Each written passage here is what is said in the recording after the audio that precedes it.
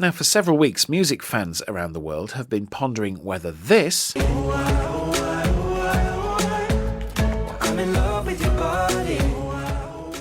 sounds like this.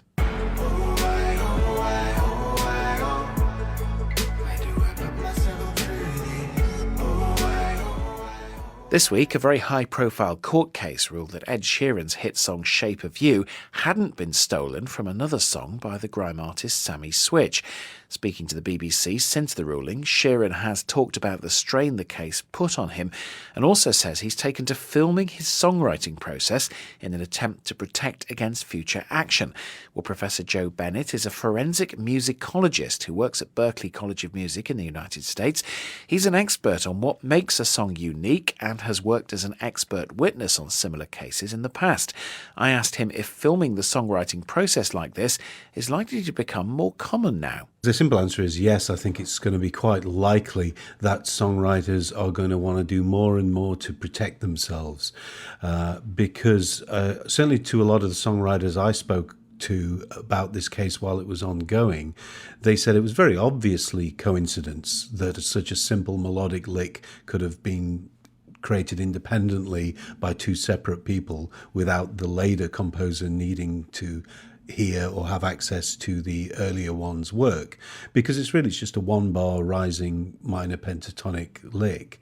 So I think Ed Sheeran was rightly a little upset that so much time and money had been wasted on an accusation that was always spurious, and in my opinion that was pretty clear from the get-go. We've heard an awful lot about this case, a lot reported about the details that they went through in court.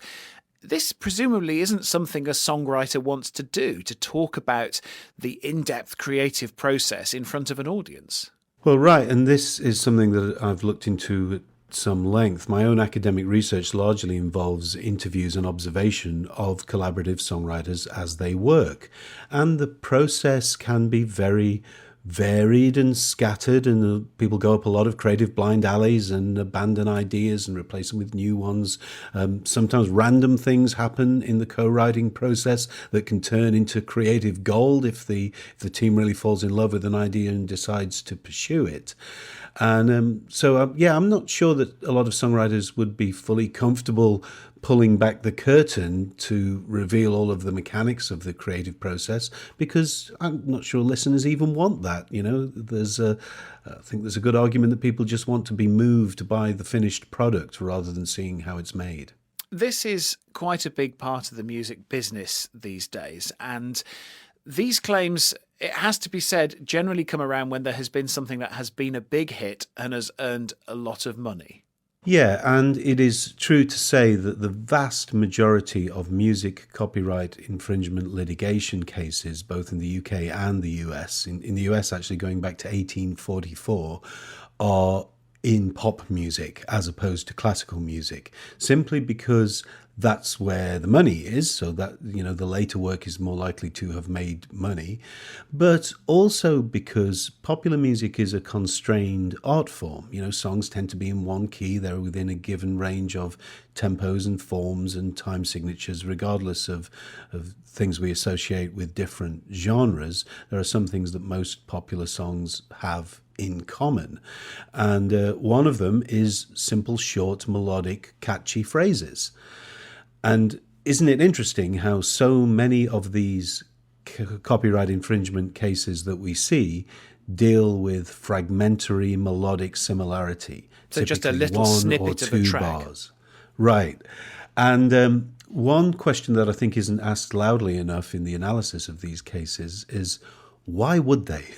What is the incentive for a successful commercial songwriting team to go raiding melodic fragments from prior work? And I suppose the question in some ways is, where does an influence end and where does plagiarism begin? I mean, most of modern R&B music owes a lot to soul and gospel music that's gone before. Rock and roll goes back to blues and other forms before that. Everyone, in a way, who is a songwriter has built on things that have gone before. Absolutely. And songwriting is a partly self-referential art form. You know, we talk at Berklee College of Music, where I teach forensic musicology, we talk about song craft. Those elements of craft do transfer pretty well between genres, but when we hear genre and style in music, a lot of the time we're talking about production, instrumentation, production styles, the way things are recorded, particular tempos and grooves that we associate with styles of music. And part of the role of a forensic musicologist is to pull apart those elements that are literally generic and those elements that are specific to the earlier song and unique in the history of all music and therefore protectable by copyright. Professor Joe Bennett from the Berklee College of Music there. And that's about it from this edition of World Business Report. More online 24/7 at bbc.com/news. But from me, David Harper, and all of the team, thank you for joining us.